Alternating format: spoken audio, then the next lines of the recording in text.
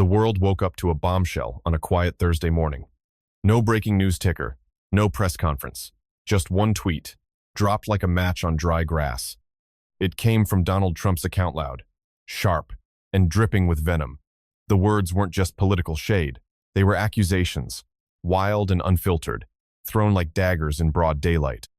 He called Jasmine Crockett corrupt, claimed she was on foreign payrolls, said she'd sold out her seat, her oath, her people. No links, no sources, just fury dressed up as fact. And he didn't stop at one. Tweet after tweet, each one worse than the last, dragged her name through the digital mud. Phones buzzed, screens lit up, cable shows rerouted their scripts. The President of the United States had just accused a sitting Congresswoman of treason without a shred of evidence. Her family saw it. Her staff, her constituents, people she grew up with, people who trusted her. And suddenly, her name was everywhere. Not because of something she did, but because someone decided to lie loud enough to make it look like the truth. Behind the scenes, staffers scrambled. Reporters called her office nonstop. Allies texted, "Are you okay?" But in the pit of it all, there was Jasmine staring at her screen, jaw tight, not with fear, but with focus. Because she knew what this was. It wasn't just slander. It was punishment. Retaliation for speaking too boldly, for not playing small, for making too many people in power uncomfortable. And now, they were trying to paint her as the villain. But what they didn't see, coming what Trump never expected, was that this time, the target was ready. She wasn't going to explain. She wasn't going to beg. She was about to do something louder than any tweet, and far more dangerous than silence. She was going to fight back with the law, and when she did, the storm would finally turn. The accusations rolled off Trump's fingers like fire through dry brush, reckless, calculated, and meant to burn everything in its path. His tweets hit the feed with that familiar, dangerous rhythm. Bold words, all caps, no hesitation. Fraud, traitor, bought and paid for. Words meant to stain. He wasn't just throwing shada, was branding her in front of millions, trying to make the lie louder than the truth. Jasmine Crockett's name, once tied to advocacy, justice, and sharp debate, was now plastered across timelines like a warning label. In seconds, his followers swarmed. Memes, death threats, fake articles, edited images, conspiracy theories woven out of smoke and rage. But what made it worse wasn't just what he said, it was what it revealed. The tweet wasn't about policy or disagreement. It was personal. It was surgical. It accused her of selling out her people, of turning her back on the very neighborhood she grew up in, of being the kind of leader who takes from the poor and dines with the elite. And all of it, every disgusting piece, came with zero proof. No hearing, no citation, no press release, just one man's bitterness turned weapon, launched at a woman he didn't think would fight back. It wasn't just character assassination, it was a message. To her, to other women like her, to anyone who dares to speak without permission. But what Trump forgot, what people like him always forget, is that character can't be destroyed by lies when it's built on something real. And Jasmine's? Hers was forged in fire long before this storm ever began. What made the attack feel like a punch to the gut wasn't just the cruelty, it was the silence that came before it. No warning, no back and forth on cable news, no fiery exchange in a hearing room, just quiet. Then suddenly, an explosion. One morning, Jasmine Crockett was a rising voice, respected, articulate, gaining national attention for her fearless questioning of powerful men. The next, she was the target of a smear campaign that came out of nowhere, but felt eerily precise. There hadn't been a headline war. She hadn't even mentioned his name. But she had done something far more dangerous in his eyes. She had spoken truth to the men who protected him. And the timing? It wasn't coincidence. It was a hit job, dressed as a tweet. It wasn't politics. It was punishment. She had held up a mirror to the people in his circle, pointed out cracks in the stories they told, challenged the rehearsed lies they leaned on, and the internet had noticed. Clips of her went viral, not because she shouted, but because she didn't flinch. And in a world where bravado often drowns out substance, her calm, cutting precision made waves. Waves that reached the wrong shores, or maybe the right ones, depending on your perspective. Because that's when the retaliation came. Sharp, public, meant to humiliate, meant to silence. But Trump miscalculated one crucial thing. Crockett doesn't break under pressure. She sharpens. And in that moment, what he meant to be a takedown revealed something far more dangerous: that she had power. Real power. The kind that doesn't come from trending hashtags or viral sound bites, but from standing your ground when the storm finally turns your way. Within hours, the tweets ignited a wildfire. Not just on Twitter, but across the entire media landscape. Conservative blogs didn't just pick up the message, they devoured it. Turned it into headlines, twisted it into segments, pushed it into algorithms that knew exactly who to enrage. They didn't ask for facts. They didn't need proof. Trump's words were their permission slip.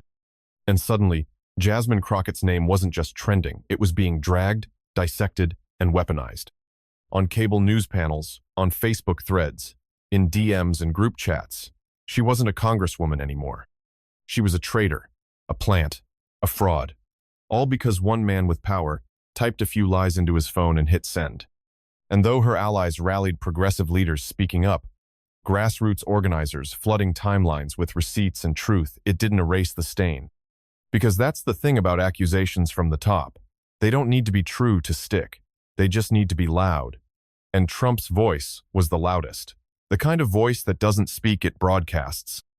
And once broadcasted, the damage wasn't just personal. It was strategic. It cast a shadow not only over her record, but over every woman like her, every leader who dares to rise without permission, who speaks without flattery, who challenges power with facts. Crockett wasn't blindsided by the hate she'd seen it before. But this wasn't just internet noise. This was presidential poison. And it had already started working. Interviews were canceled. Donors paused. Reporters hesitated. The air around her name got thicker, heavier. She hadn't changed. But perception had. And in politics, sometimes that's all it takes to derail someone. But what they didn't realize, what Trump forgot, was that Crockett didn't build her platform on approval. She built it on truth. And truth, when cornered, doesn't retreat. It rises. But here's the twist: this wasn't where the story ended. It was where it turned. This wasn't going to be one of those moments where a public figure absorbs the blow, issues a carefully worded statement, and disappears into silence. Jasmine Crockett wasn't built for retreat. She wasn't raised to accept disrespect as part of the job. She had spent her entire life defying the idea that women like her should just take it. So when Trump's lies hit, she didn't flinch. She didn't beg the media to fix the record. She didn't wait for allies to handle it behind closed doors. She did what few in her position would dare to fought back. Not with tweets. Not with a press conference. But with a 100 million lawsuit. That wasn't a headline. It was a declaration. A line in the sand. She wasn't just defending herself. She was sending a message. That the presidency doesn't grant immunity from accountability. That words have weight. That defamation has a cost. And that cost would now be measured in courtrooms, not comment sections. Her legal team didn't just draft papers. They built a case backed by timestamps, public records, and the brutal receipts of online harm. This wasn't petty. It wasn't political theater. It was about principle. And for Crockett, it was personal. Because when you fought your whole life to be seen, to be heard, to be taken seriously, you don't let someone with a bigger microphone rewrite your name in lies. And maybe Trump thought she'd stay silent. Maybe he thought she'd fold under pressure like so many others. But Jasmine Crockett had made a career out of being underestimated and turning that into fuel. The lawsuit wasn't revenge. It was justice in motion. It was the quiet thunder of someone who refuses to be reduced. And whether the courtroom was ready or not, she was. While Trump expected the usual spectacular war of tweets, a frenzy of pundits, another cable news cycle filled with noise, Jasmine Crockett gave him none of that. No thread, no hashtags. No 30-second clip to spin. Her response wasn't crafted for retweets. It was carved out of principle. While he fired off insults with the recklessness of someone used to immunity, she was building something far more powerful. Quietly, deliberately, legally. Behind the scenes, her legal team was already mobilizing. Not to win a news cycle, but to win in court. She knew the weight of what she was doing. This wasn't just a personal move, it was historic.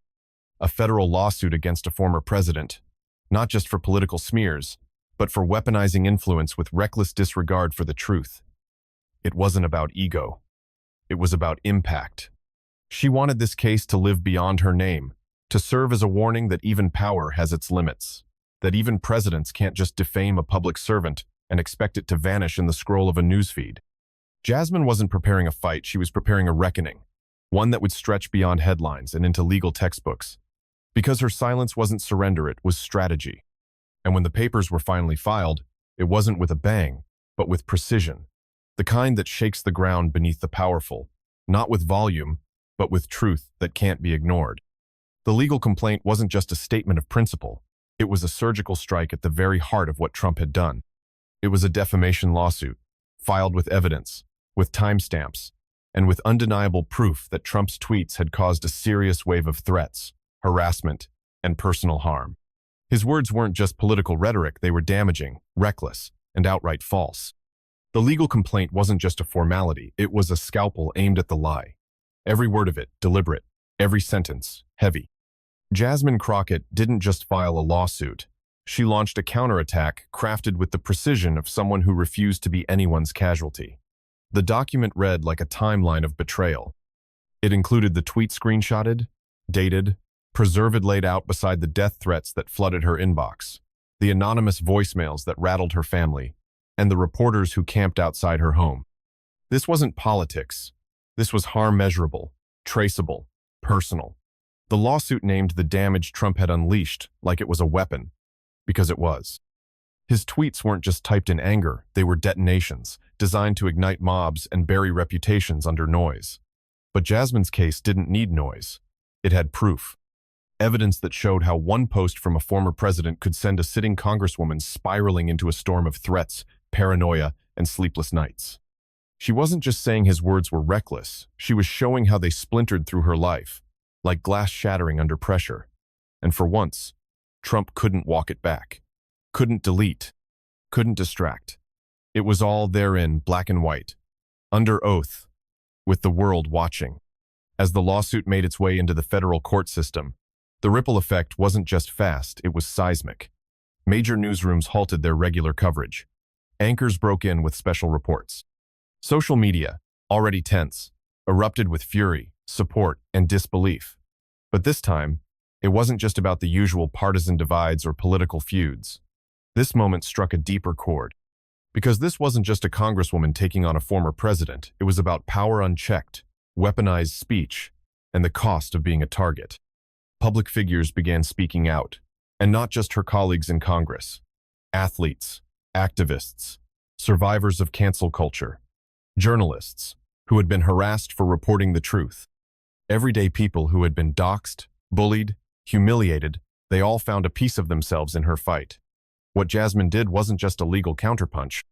It was a mirror held up to the chaos, a reminder that words, when spoken from platforms that stretch across the world, can wound deeper than fists. Cable panels debated it. Editorials poured out. Hashtags ignited not from sensationalism, but from solidarity. It wasn't just about defending Jasmine Crockett anymore. It was about defending the right to exist online without being dismantled by lies. It was about what happens when power turns predatory. And this time, the narrative wasn't slipping away. She had seized it. And the world wasn't just watching, they were standing with her. Trump's allies, usually quick to defend him with fire and fury, suddenly had no words. Press secretaries offered no spin. Cable news regulars shifted topics. The silence wasn't strategic, it was scared. Because this wasn't just another headline storm that would pass. This was different. This time, the receipts were real. The paper trail was public. And the person they had tried to discredit wasn't backing down. Jasmine Crockett had flipped the script from target to plaintiff, from outrage to action. Inside the West Wing, the mood turned. Staffers whispered.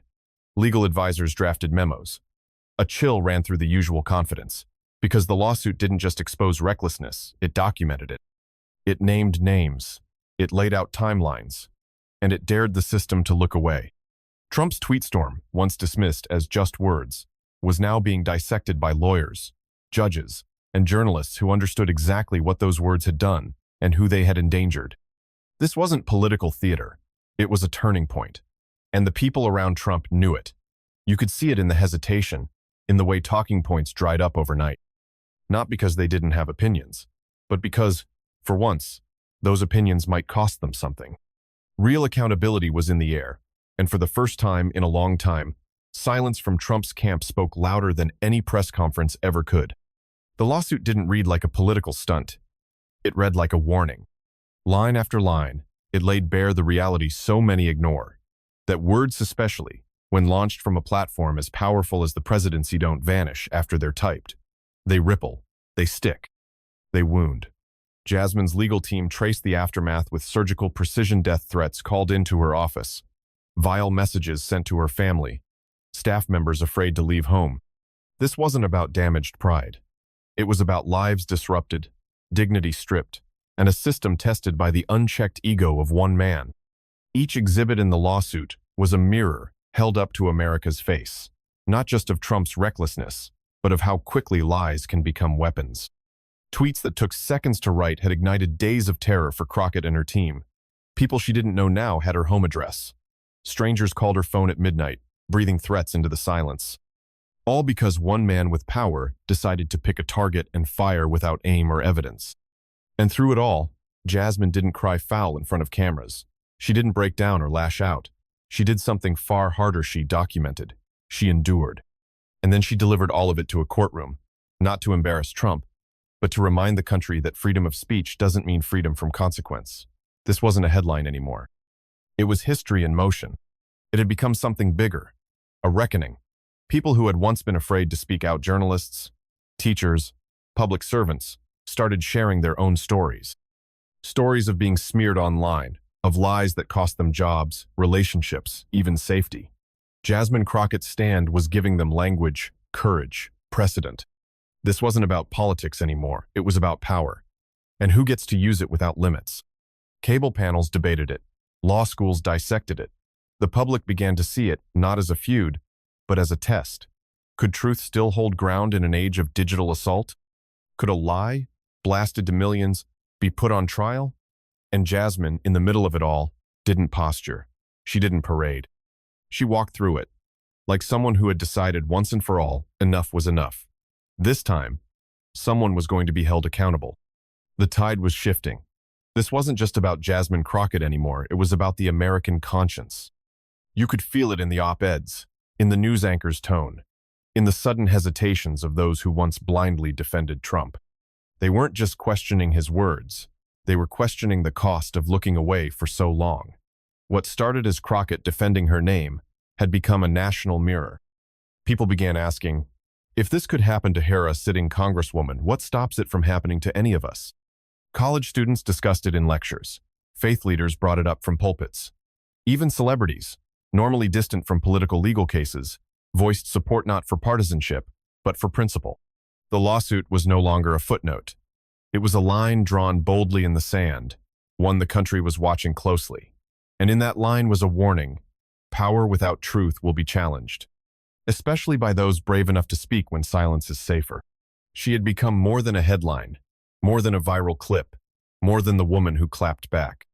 Jasmine Crockett had become the proof that even in a world built to dismiss, distract, and deflect truth, when spoken with conviction, cuts through. She didn't yell, she didn't posture. She moved with precision. Each legal page, each public moment, each quiet refusal to be silent became part of something bigger than just one woman's name. And that ripple didn't stop with the news cycle. Teachers brought her case into classrooms. Legal scholars dissected it in panels. Activists quoted her lines at rallies. She had reminded the nation of something it had almost forgotten: that dignity doesn't beg. It stands tall. That truth doesn't need permission. It demands to be heard. And that even against the most powerful voices, when you refuse to back down, you shift the ground beneath them. What began as a digital assault, just another morning tweet storm, evolved into something far larger, far heavier. It became a seismic shift in how politics, power, and personal dignity intersect. Jasmine Crockett didn't just respond with anger, she responded with action. She weaponized truth. She turned silence into strength. And with every legal document filed, every headline corrected, every false narrative dismantled, she carved a space where lies had to answer to the law. This wasn't just about clearing her name. It was about setting a precedent, about reminding a nation that truth, though often quiet, can roar when cornered. That character, though often tested, shines brightest under pressure. and that even the loudest voice in the room when reckless must one day answer to the people it tried to silence. Jasmine Crockett made sure of that. And in doing so, she didn't just defend herself, she redefined what it means to lead. And for Jasmine Crockett, this wasn't just about proving a point, it was about shifting the balance. It was about planting a flag for every woman who'd ever been called too loud for speaking the truth. For every public servant who did the hard, thankless work while their name was dragged through headlines for daring to stand tall. It was about all the people who never had the platform to fight back, who had to take the lies, swallow the shame, and keep going like nothing happened. Crockett knew this wasn't just her moment. It was a mirror for a nation that too often lets power drown out principle. Her lawsuit was the megaphone that turned whispers of injustice into a nationwide roar. It gave voice to the silenced. It showed that you don't need to shout to be heard, you just need to speak with purpose. And with every page of that legal filing, she wasn't just defending her own name. She was telling every person who's ever been slandered, smeared, or stomped on, you deserve justice too.